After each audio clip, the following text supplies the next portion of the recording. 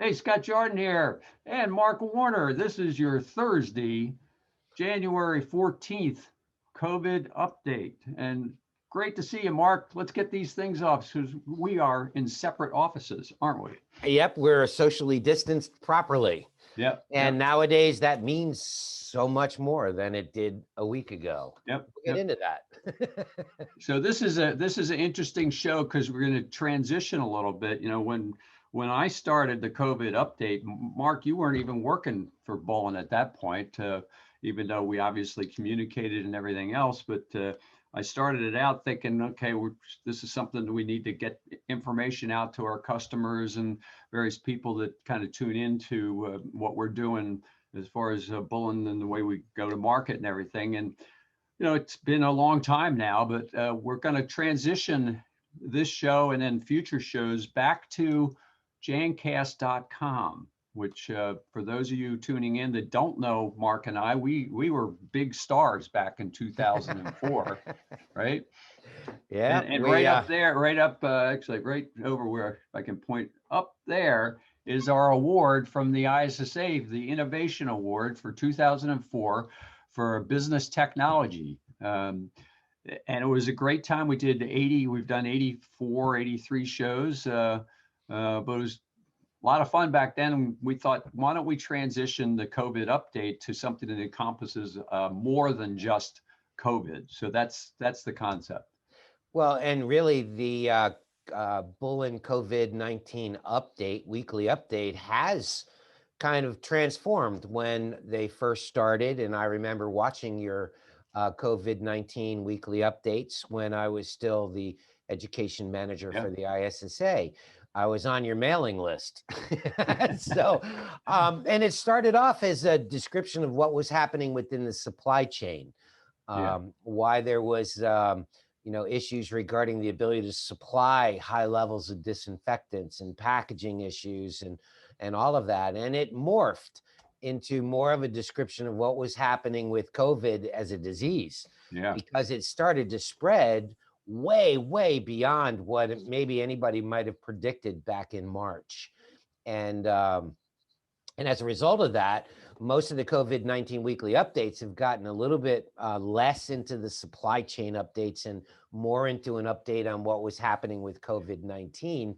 Yeah. And to coincide with the movement into more of a Jancast.com format allows us to move a little bit more into things like industry trends, Yeah. what business is going to look like moving forward post-COVID, or what do we do while we're in the middle of dealing with COVID to survive the challenges that it presents, and try to seek out opportunities within it. So Jancast.com takes a bigger picture Yeah. of how all this stuff affects the industry and some of the news that might be worthwhile. And what's very cool, Scott, is at the time Jancast.com got started, there was no other podcast in Nope. planet Earth that was covering the cleaning industry. And I think that's really why you and I were recognized by the ISSA back then as being Yeah. innovative, Yeah. because we were diving into topics that nobody else was addressing in a digital format like that. Yeah. So if the viewers go to Jancast.com,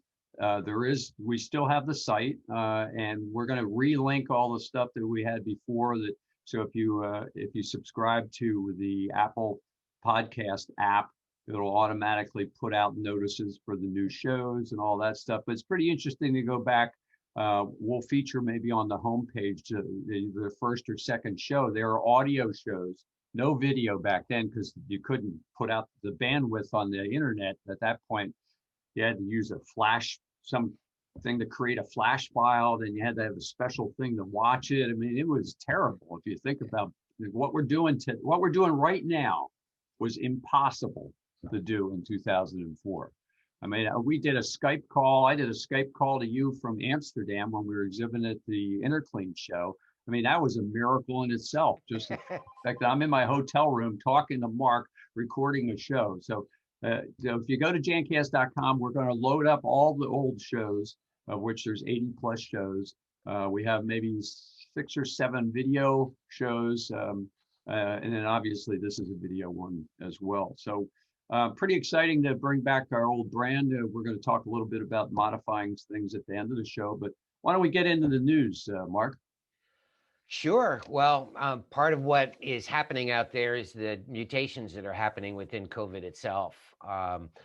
What a lot of people, we think of COVID-19, that name actually merely meant coronavirus. It was SARS-like, severe acute respiratory syndrome due to coronavirus. That's the SARS and the CoV part. And the fact that this is the second time we've seen it made it SARS-CoV-2.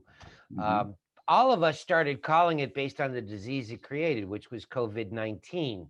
The first coronavirus disease, COVID, appeared in 2019 in Wuhan, China. So it's gone by the nickname of COVID-19 all year. And now the big news is there's multiple mutations out there in the world. So Yeah. the big news is, and we talked about it during the last COVID-19 update, was the mutation in Great Britain, which showed to be 50 to 70% more contagious than the existing quote COVID-19 that we're familiar with. And so that variant is now being described as the Great Britain variant of COVID-19. The Hmm. variant that we lived with in 2020 is being referred to as the Italian variant of COVID-19. And now there's another variant of COVID-19 out there, and it comes from Brazil. And that variant isn't related to it being more contagious. It relates to the fact that it seems to be less susceptible to being effectively controlled through vaccinations. Hmm. Yeah, So, the last time we talked about this, we were kind of thinking positive that these new variants were not going to be a negative to the vaccines that are being rolled out. correct. There's 1,200 amino acids in the, I guess, in the RNA strand of the virus. There were only about 9 that were different in the Great Britain mutation. So the belief was that it's such a small fraction of the overall amino acids that the vaccines would not be impacted at all in terms of their effectiveness. Yeah. But what makes this Brazil strain a little more concerning is it seems that its sole goal is to evade um, the immune system, to evade, the things that the vaccine creates in us, the antibodies that Yeah. help fight this off. So that's a little concerning. It's actually, I'd say, it's disturbing. Yeah. So To say the least. to say the least. Now, with all that said, the big question from the medical community is, what are we going to do? The bottom line is anybody that got a traditional flu vaccine in the past, traditional one, every year we go get a flu vaccine. They're the ones that tended to have a lower level of symptoms. They were less symptomatic if they did catch COVID-19. And so the medical community is saying now that everyone should get this vaccine that's out there, because even if this stuff from Brazil or Great Britain floods the United States, it makes our bodies far, far better to defend itself Hmm. from the cascading effect of these symptoms. People get COVID-19 and they get the sniffles, and other people get COVID-19 and they die of pneumonia.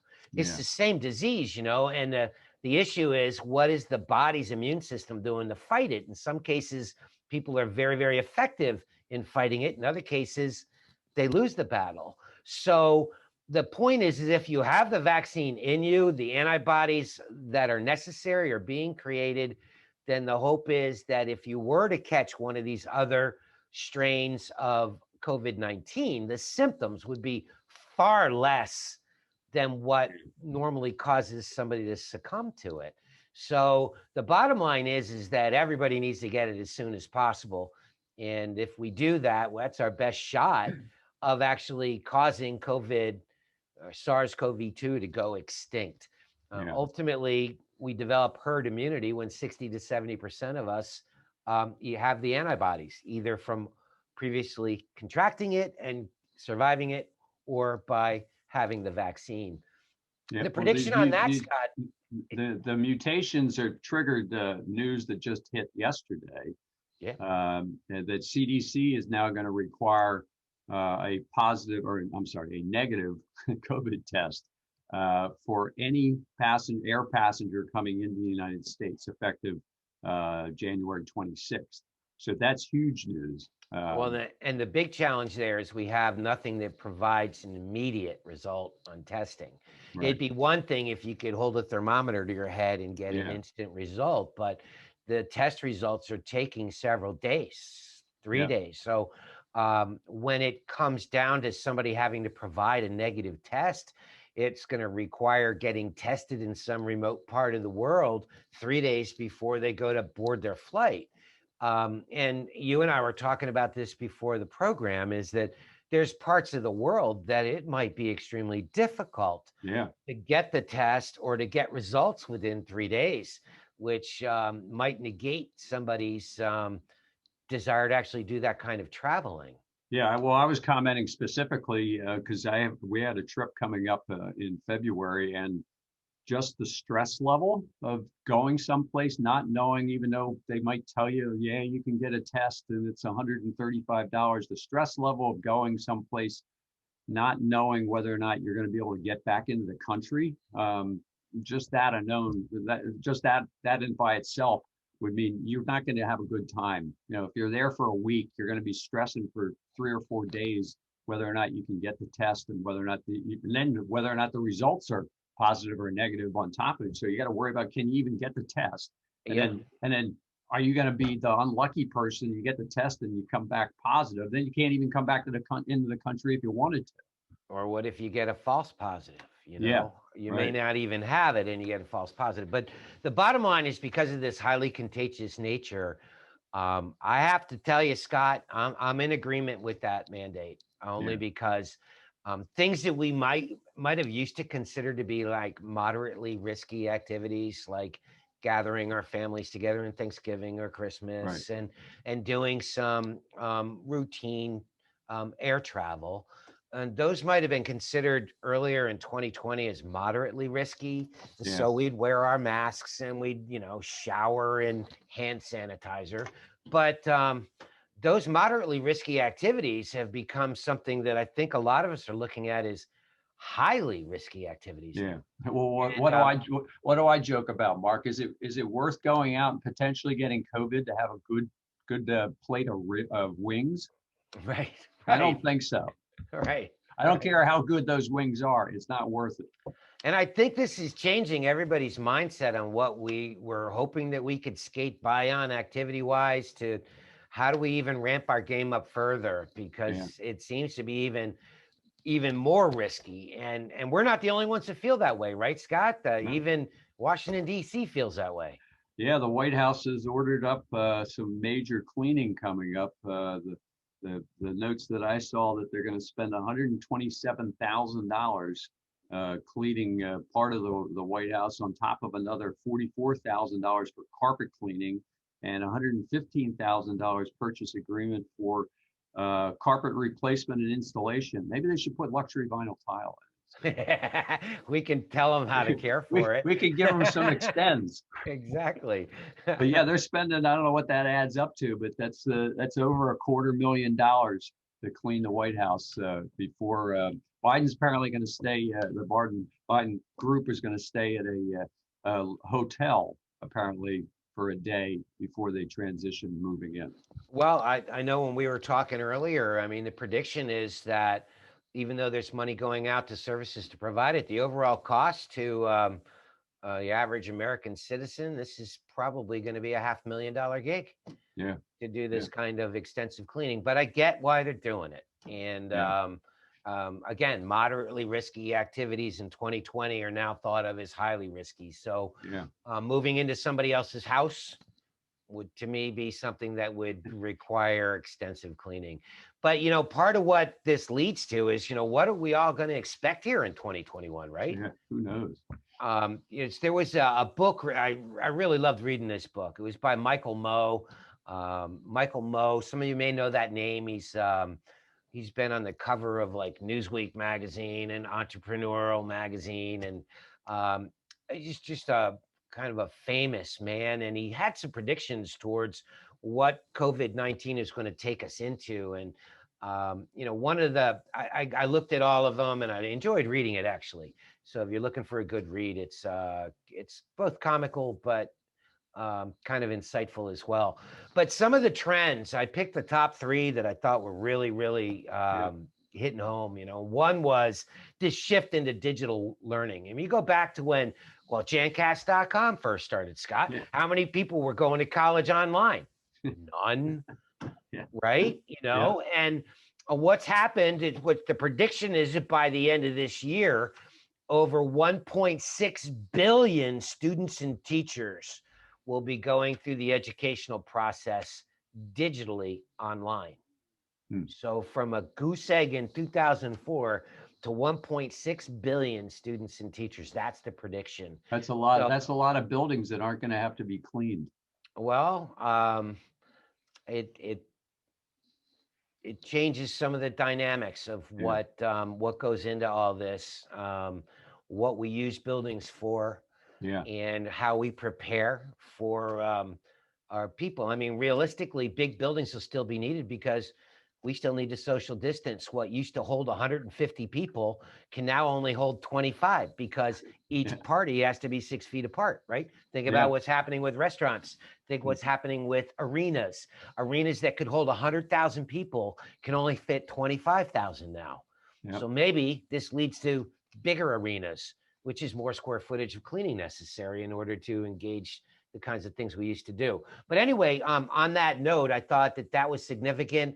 One of the things that Michael Moe kind of talked about is that, when this all started to shift and everybody was like, oh my gosh, how am I going to go to college from home? Or how do I send my kid to school from home?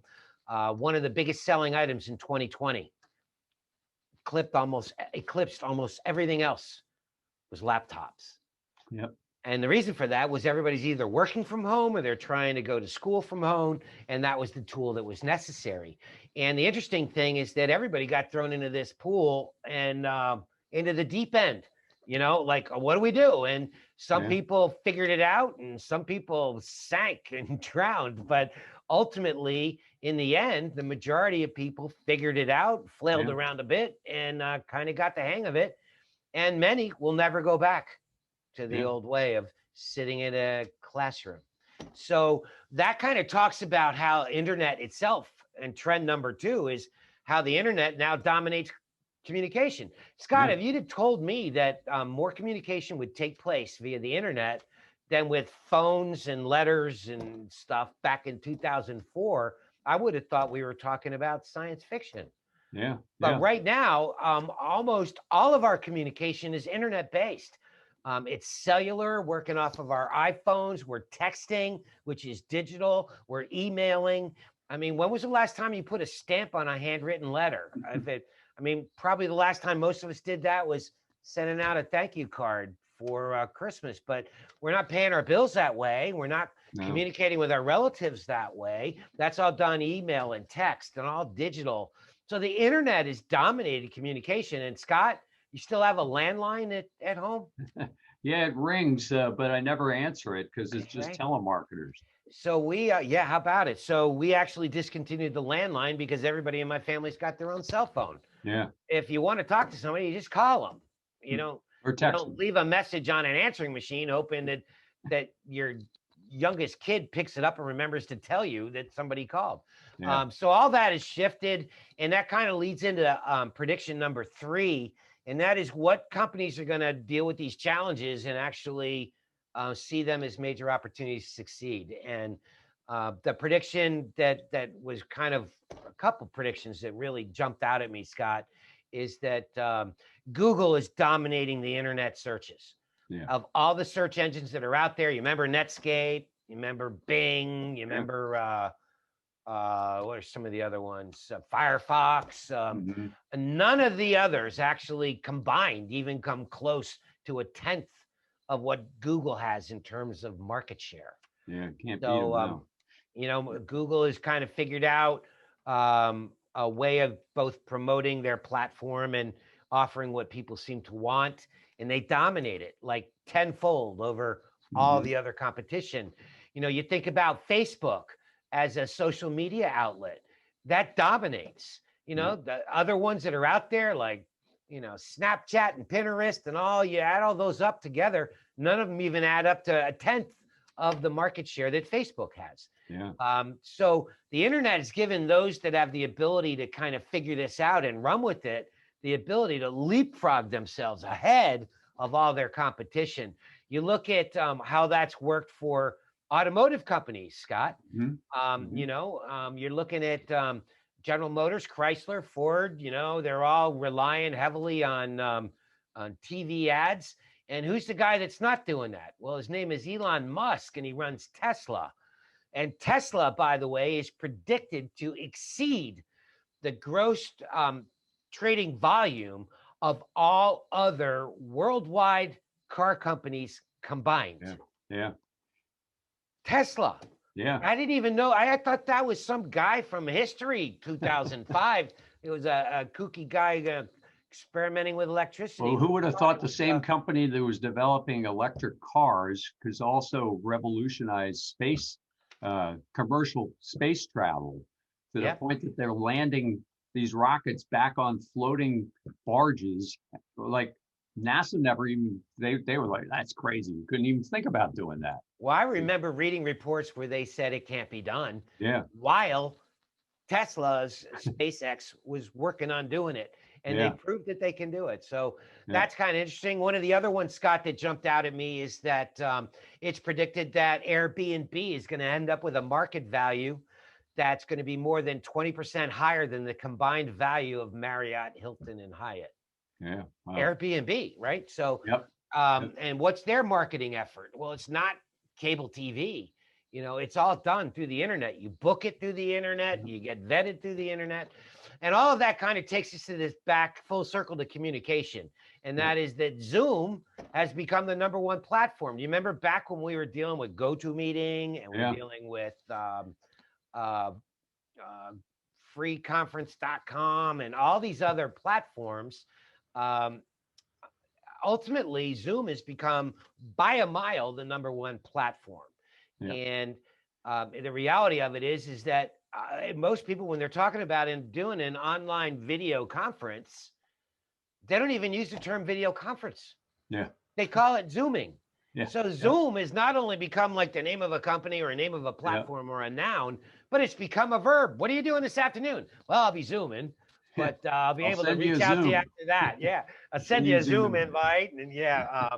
So it's actually become a verb. It's become uh, almost a way of life Yeah. in business. It's become a way of life in how we communicate with our family that's remote. So that's none of this could have been predicted back when we did Jancast.com and won that award in 2004. Yep, yep. So we're going to be transitioning over the Jancast, calling the show Jancast.com number what? It'll be 85, the next show, if we count this one as 84. And then we're going to also transition the logo, Mark, because you pointed out that, back in 2004, when we made up the logo, and those of you that haven't seen it, go to Jancast.com. We'll have a before and after there. It was a silhouette, and it was kind of a play on what Apple did with their iTunes. They had the people dancing around with it in a silhouette, and we thought, well, why don't we have a silhouette of a cleaning person with a set of headphones on, the Apple white headphone cord, which was another part of their whole thing with their advertising. So we're going to transition that logo over to something that applies more to now. Yeah, one of the things that was a lot of conversation that took place while I was involved with the ISSA doing education and training is that in many ways, the cleaning industry has been its own worst enemy.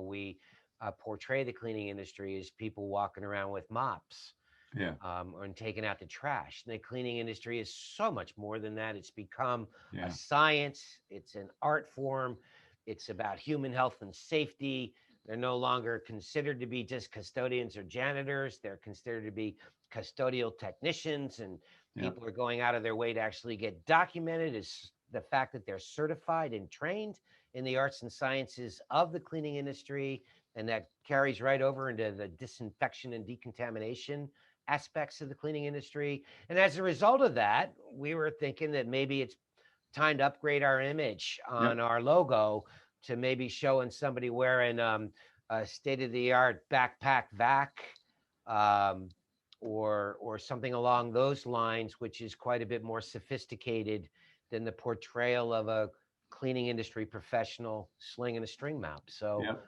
Yep. um, actually, I'm really, really intrigued on what this new logo may evolve to be, because we're Yep. open to your suggestions too, as our audience Yeah. that we're grateful Yep. that attend our programs. Well, stay tuned for that.